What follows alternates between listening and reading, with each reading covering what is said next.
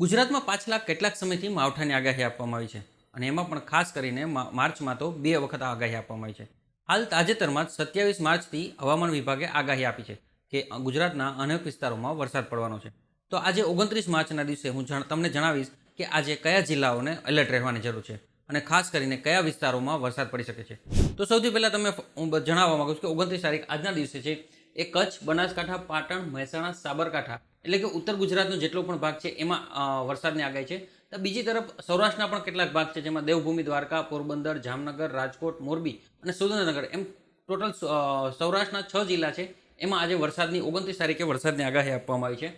ત્યારબાદ બીજા જો જોઈએ તો 30 તારીખે એટલે કે આવતીકાલના દિવસે છે એ ઉત્તર ગુજરાત અને કચ્છમાં છે વરસાદની આગાહી આપવામાં આવે છે. એમાં પણ ખાસ કરીને કચ્છ, બનાસકાંઠા, પાટણ, મહેસાણા, સાબરકાંઠા, અરવલ્લી, મહીસાગર અને દાહોદ એમ ટોટલ 8 થી 9 જિલ્લા છે એમાં સાવચેત રહેવાની જરૂર છે. એમાં ખાસ કરીને વાદળછાયું વાતાવરણ રહી શકે છે અને ક્યાંક છૂટો છવાયો વરસાદ પડી શકે છે.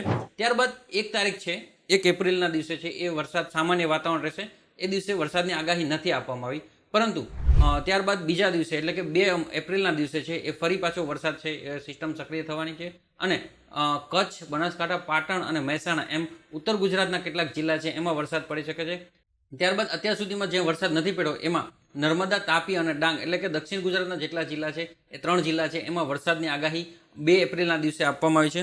ત્યારબાદ જો વધારે વાત કરીએ તો 3 એપ્રિલ છે એટલે કે ટોટલ 4 થી 5 દિવસ સિસ્ટમ છે એ ગુજરાત ઉપર સક્રિય રહેવાની છે અને 3 એપ્રિલના દિવસે છે એ કચ્છ, પાટણ, બનાસકાંઠા અને મહેસાણા એમ ઉત્તર ગુજરાતના જે જિલ્લાઓ છે એમાં વરસાદની આગાહી આપવામાં આવી છે. ખાસ કરીને ઉત્તર ગુજરાતના જેટલા પણ જિલ્લા છે 5 થી 6 જિલ્લા એમાં સતત વરસાદ છે એ સક્રિય રહેવાનો છે. વરસાદના ક્યાંક ક્યાંક ઝાપટા પડી શકે છે, ક્યાંક ક્યાંક છૂટો છવાયો વરસાદ પડી શકે છે અથવા ક્યાંક ક્યાંક છે એ સામાન્ય વરસાદ રહી શકે. ખાસ કરીને જોવા જઈએ તો આ 4 દિવસનું જે આગાહી આપવામાં આવી છે એમાં ઉત્તર ગુજરાતના જેટલા પણ જિલ્લા છે એમાં વધારે આગાહી આપવામાં આવી છે અને વધારે છે એ સૌરાષ્ટ્રના અમુક જિલ્લાઓમાં આગાહી આપવામાં આવી છે જે 29 અને 30 તારીખ છે એ 2 દિવસ માટે છે સૌરાષ્ટ્ર માટે આગાહી, જ્યારે 29, 30, 2 અને 3 એમ 4 દિવસ છે એ ઉત્તર ગુજરાતના અને દક્ષિણ ગુજરાતના અમુક જિલ્લાઓમાં આગાહી છે. સામાન્ય રીતે આ વરસાદ છે એ છૂટાછવાયા ઝાપટા હશે, ક્યાંય વધારે વરસાદ નહીં હોય, પરંતુ હા ખાસ કરીને અત્યારે જે વરસાદ પડશે એ ખેડૂતો માટે ચિંતાનો વિષય બની રહેવાનો છે.